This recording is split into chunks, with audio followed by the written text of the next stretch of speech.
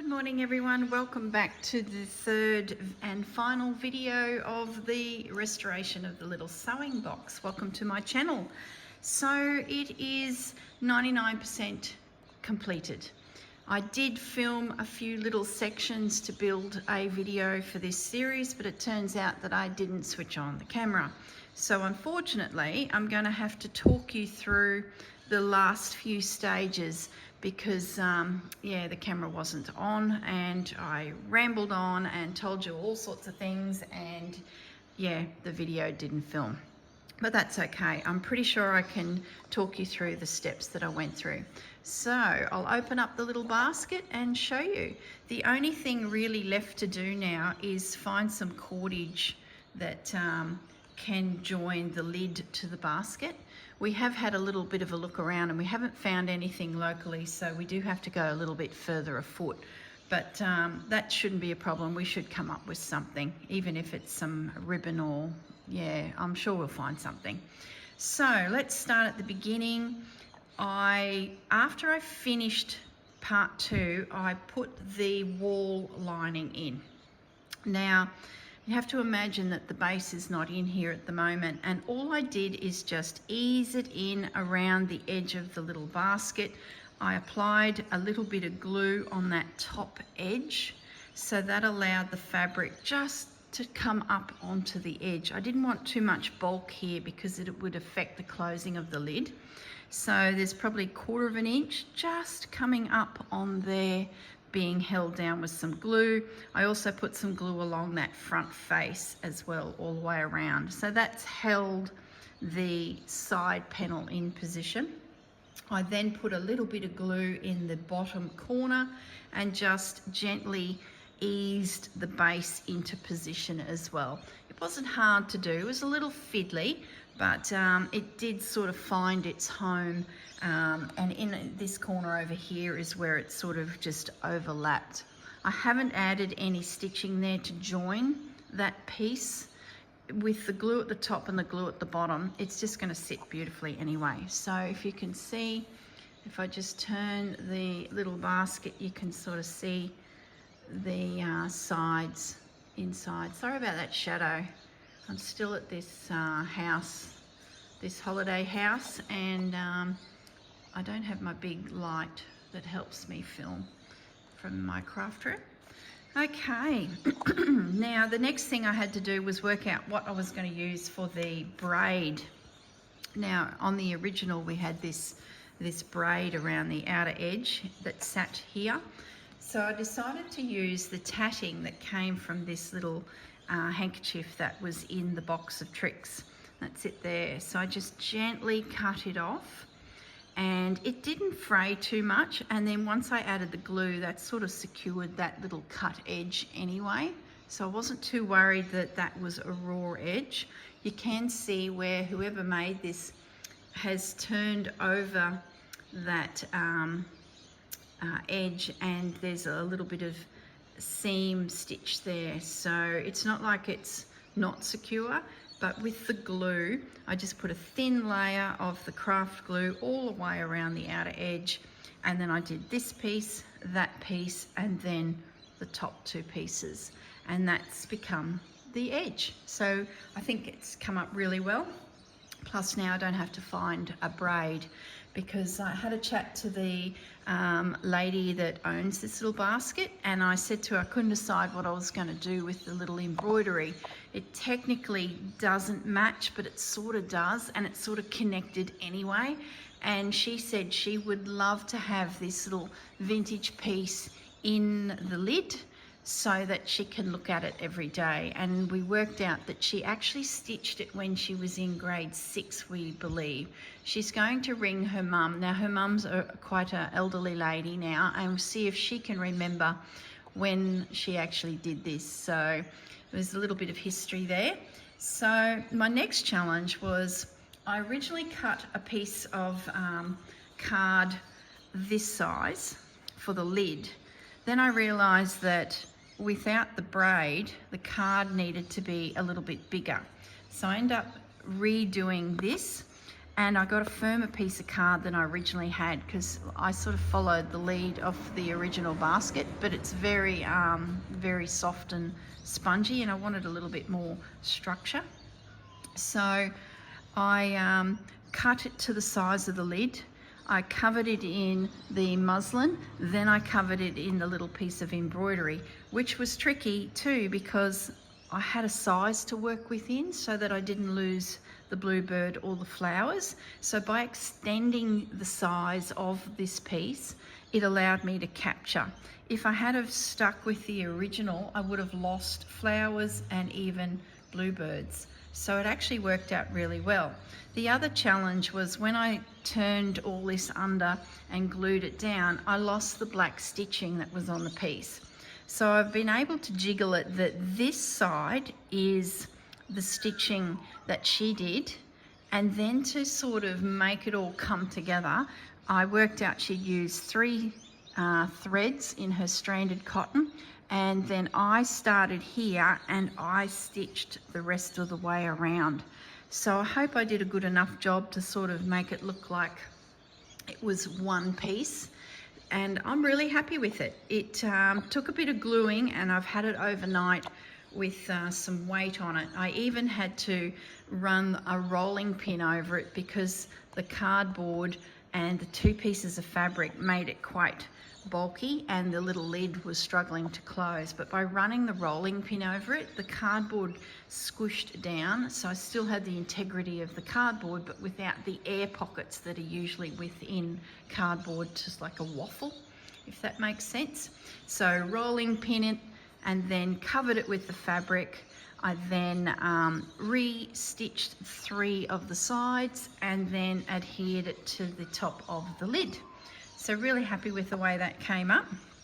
Now to the base, same principle as the lid. I cut the piece of cardboard, which I pretty much used the original template for sizing.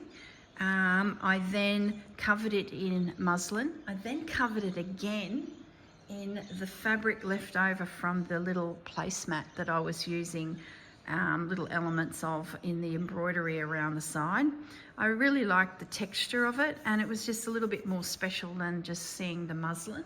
I then went through and added to that panel lots of little doily embellished pieces that I've cut out of doilies in my time, and there's a story I'll tell you about this one here. If I bring it up to the camera, you can see how I've just pieced a few of them together.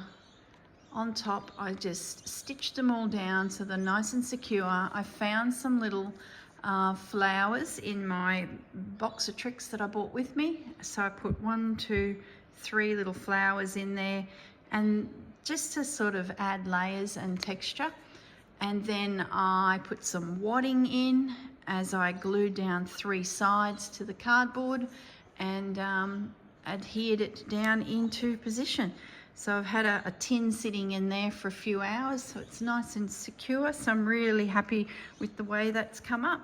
So other than finding the cordage that will help the lid sort of sit up like this, that's about all that needs to be done. So the cute story about the doily is I went thrifting in their local town. It's a seaside village, and there is 2 thrift stores, one in the town itself and then one in the next town along. And in the original town, I found this, and I thought, oh, beautiful. I'm always picking these up wherever I can. They're mass-made, they're not handmade. So they were pretty popular in their day, and now they're all turning up in the thrift stores. So I decided for $1.50 I'd grab it, and of course I've cut one motif out already, and that's the motif that's here. So the lady that owns this, we decided we were all going out for a Sunday lunch. So they came over and we were on our way out the door, and I'd showed her where I was at with the project, and she was just loving it. It was the first time she'd seen what I was up to too, so it was lovely to show her the surprise. And I said to her, she said to me, have you been thrifting yet? And I said, yes, I have actually. I picked up this. And she laughed and laughed. This was hers. Can you believe it? These 3 placemats she had sent to the local thrift store, and I'd come along, picked them up, $1.50, and made them mine. So in the process of making this project, she's actually got one of them back in the bottom, which I thought was just a lovely little circle that we've just completed. Now, in addition, I went to the next town and I found a couple more pieces. I thought I might show you. I found this one. Just love it. Just gorgeous. So I found also this one.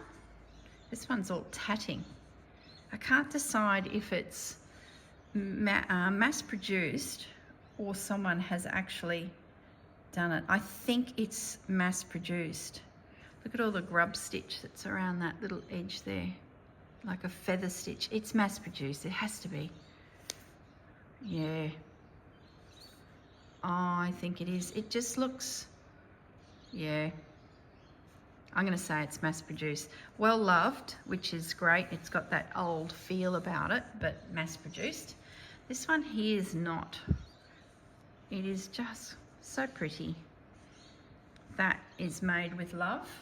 And this little one, very sweet, lovely size too, perfect to go on a journal or a needle book. So I did pick up some treasures at the local thrifting store. So another 4 to add, and of course then the cluster that turns out is owned by the lady that owns this. We were discussing too that she's downsizing, and she used to be a quilter, and she's got all sorts of bits and pieces in her stash. So she's sort of getting ready to, they're putting the house on the market and downsizing. So she's clearing out the cupboards, hence why this sort of came to be. And her granddaughter was visiting, and she's in grade 3, so she's only a little one, and she says to Grandma, can you teach me how to knit? So we both looked at each other and grinned as to say, wow, finally a little spark. Her own daughter is busy raising a family, so she's a busy lady. She hasn't got time for all this shenanigans. But the granddaughter in grade 3, she has shown some interest. So we're thinking that this little basket may end up being hers one day. So Grandma can pass her own little basket where she did her embroidery in grade 6 to her granddaughter, who's now in grade 3, who's just starting to show some interest. But in the meantime, she can at least enjoy her little basket again. And we've turned it into a pin cushion that is useful and has a little bit of room for a little pair of scissors to go in as well. So that's the end of my video. I hope you've enjoyed the process. It's been a bit of a shambles because I'm not at home, and I've had a puppy to deal with, which you would have seen young Bandit in the last video at the very end. I've got another little project that's appeared on my desk. It's actually a request from Bandit. It would appear that he has had an accident with an arm on his toy. These toys are part of the house that we've all rented, so it's technically not his. So I believe we will need to repair Mr. Santa here and maybe put Mr. Santa up, because it looks like Mr. Bandit is just getting a little bit too rough for this particular toy. So as you know, when you're a crafter and a sewer, all sorts of projects end up on your craft table. So it would appear now I have to repair a Santa. Okay everyone, I will leave you in peace and carry on with your day. I'll carry on with mine. Happy stitching, and I'll see you all soon. Bye.